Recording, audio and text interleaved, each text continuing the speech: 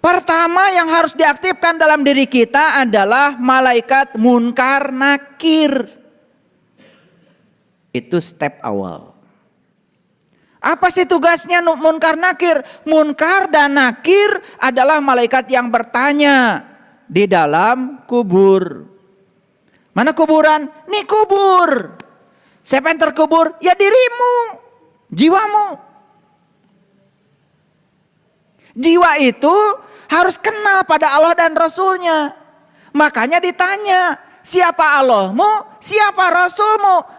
Yang satu ditanya munkar, yang satu ditanya nakir. Di sini. Ada nggak yang nanya? Ada nggak nanya? Itu segitu gede suaranya kalian nggak pernah dengar. Karena kalian itu sudah miss konsepsi tentang itu. Karena kita tahunya munkar dan nakir itu nanti katanya di kuburan. Begitu kita dikubur udah mati ditanya malaikat, siapa Tuhanmu? Siapa Rasulmu? Gitu. Gak ada kerjaan. Orang-orang mati ditanya-tanya.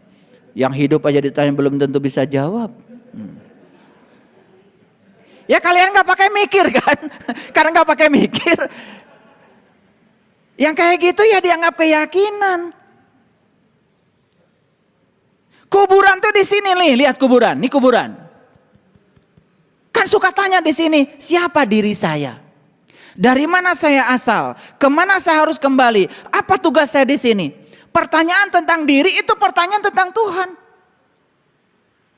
Makanya harus kita kenali dua, satu Allah, dua Rasulnya. Siapa yang bertanya? Jiwamu.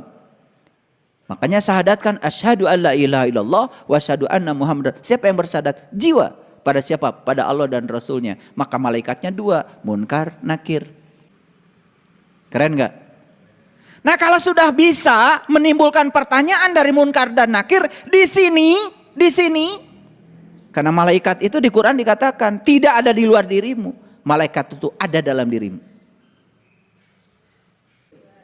Nah setelah munkar dan nakir, kan ada pertanyaan dalam diri, saya ingin tahu sejatinya diri saya. Leluhur kita di tanah Jawa sudah bilang, kalau kamu ingin tahu siapa sejatinya diri kamu, kamu harus kembali ke rahim ibu. Harus belajar mati sakjeroning urip. Kalau di Quran surat An-Nisa dikatakan, bunuhlah dirimu, keluar dari kampungmu. Berarti malaikat siapa? Ijrail. Pencabut apa? Pencabut nyawa.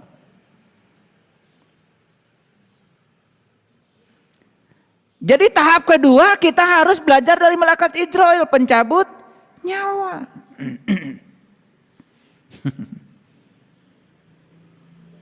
Ngerti maksud saya?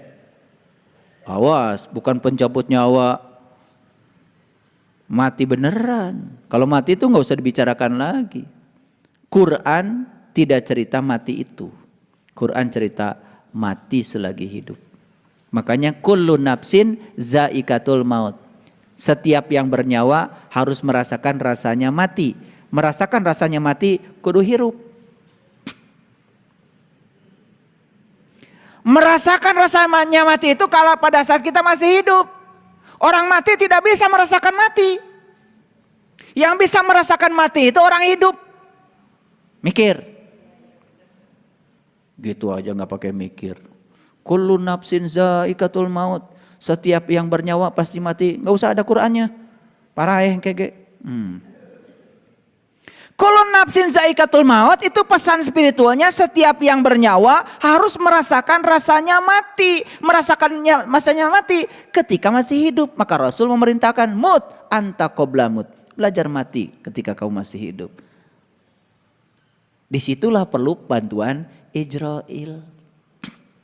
Berikutnya apa kalau sudah dapat Ijrail? Ya?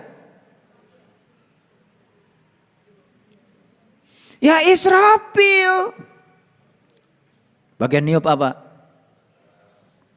Sangkakala. Tahu sangkakala di mana? Ya di sini. Makanya orang belajar spiritual pasti memberdayakan nafas. Menyadari napas masuk, menyadari napas keluar. Betul apa tidak? Malaikatnya di situ tinggal kok. Di sini. Bagian niup sangkakala. Begitu ditiup sangkakala, kiamat. Bangkit. Bangun. Bukan hancur. Paham? Semuanya di sini ya. Semuanya ada di sini.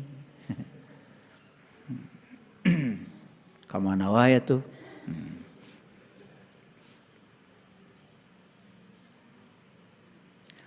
Begitu sudah bangkit, berikutnya apa? Malaikat apa? Malaikat apa? Ya pasti Jibril dong. Menyampaikan apa? Menyampaikan pengertian. Menyampaikan intuisi. Makanya yang sudah tajam, tahu-tahu ngerti. Pinter tanpa belajar, cerdas tanpa berlatih. Tahu-tahu ngerti.